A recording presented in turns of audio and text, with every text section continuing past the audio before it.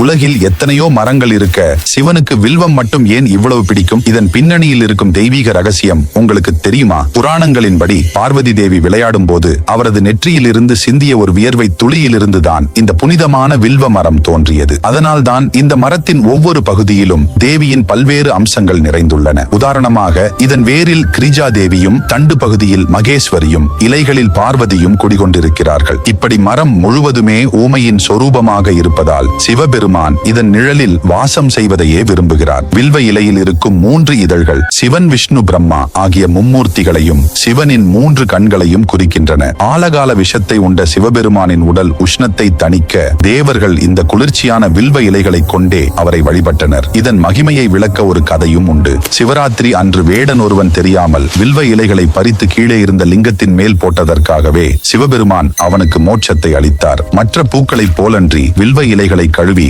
மீண்டும் பூஜைக்கு பயன்படுத்தலாம் என்பது இதன் தனிச்சிறப்பு. திங்கட்கிழமைகளில் சிவனுக்கு வில்வம் சாற்றி வழிபட்டால் உங்கள் வேண்டுதல்கள் அனைத்தும் நிறைவேறும். உங்களுக்கு சிவபெருமான் பிடிக்கும் என்றால் ஓம் நம சிவாய் என்று கமெண்ட் செய்து நமது சேனலை ஒரு சப்ஸ்கிரைப் செய்து கொள்ளுங்கள்.